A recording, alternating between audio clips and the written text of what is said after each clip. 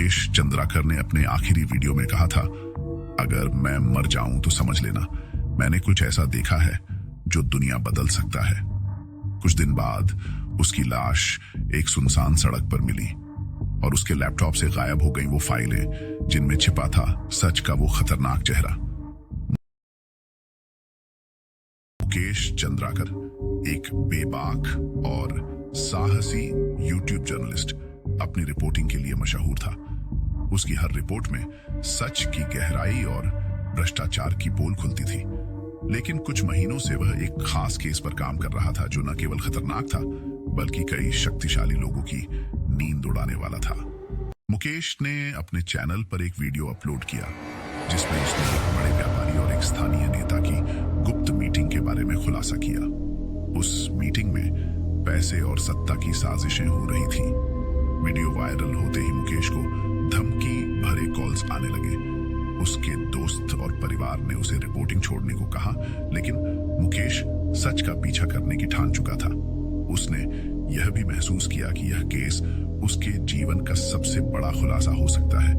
मुकेश ने एक और वीडियो रिकॉर्ड किया जिसमें उसने बताया कि अगर उसे कुछ हो जाए तो उसकी रिपोर्ट को दुनिया के सामने लाया जाए, लेकिन यह वीडियो कभी अपलोड नहीं हुआ। हत्या की रात, एक सुनसान रात, मुकेश अपने घर लौट रहा था। तभी रास्ते में उसकी गाड़ी को एक ट्रक ने टक्कर मार दी। यह एक हादसा नहीं बल्कि एक सोची समझी साजिश थी।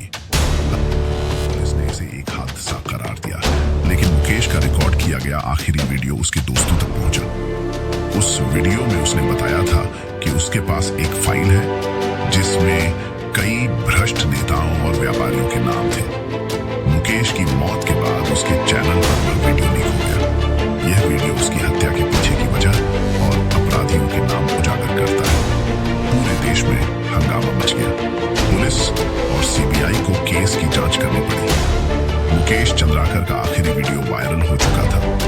पूरे देश में हड़कंप मच गया। वीडियो में मुकेश ने न सिर्फ अपने ऊपर मंडराते खतरे की बात की थी बल्कि उन लोगों के नाम भी लिए थे जो देश के सबसे बड़े घोटालों के पीछे थे।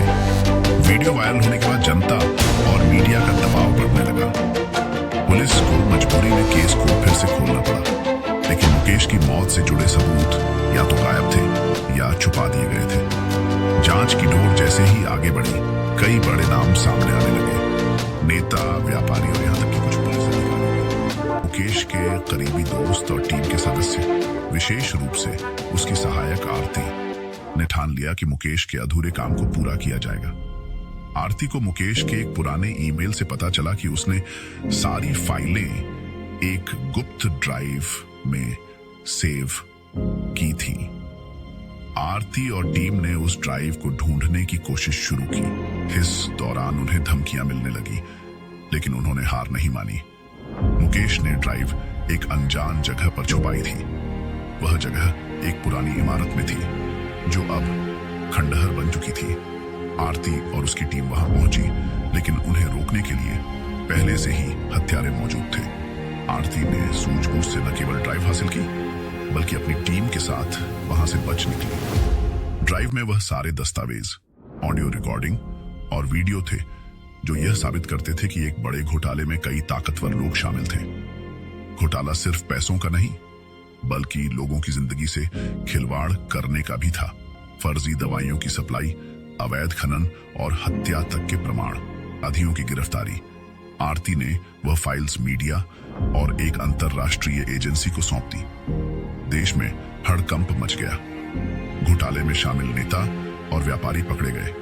हालांकि कुछ लोग भागने में कामयाब हो गए, लेकिन जनता ने यह तय कर लिया कि अब सच को दबने नहीं दिया जाएगा। जैसे ही ड्राइव के सबूत सार्वजनिक हुए, घोटाले में शामिल कई नेताओं, व्यापारियों और अधिकारियों पर शिकंजा कसने लगा।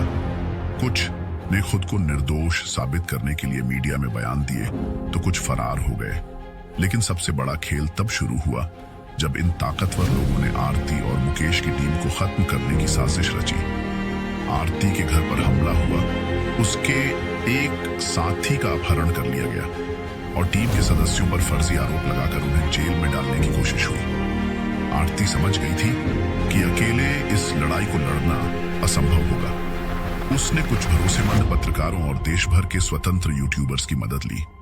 उन्होंने एक नई मुहिम शुरू की, जस्टिस फॉर मुकेश चांद्रकार, जो सोशल मीडिया पर वायरल हो गई। जनता की आवाज इतनी तेज थी कि सरकार को विशेष जांच टीम SIT का गठन करना पड़ा। गुप्त जानकारी का खुलासा।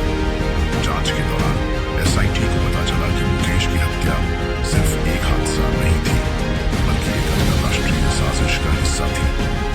घोटाले में कुछ विदेशी कंपनियां भी शामिल थी, जो अवैध रूप से देश के प्राकृतिक संसाधनों का शोषण कर रही थी। मुकेश ने इन कंपनियों और उनके स्थानीय सहयोगियों के बीच के संबंधों को उजागर किया था।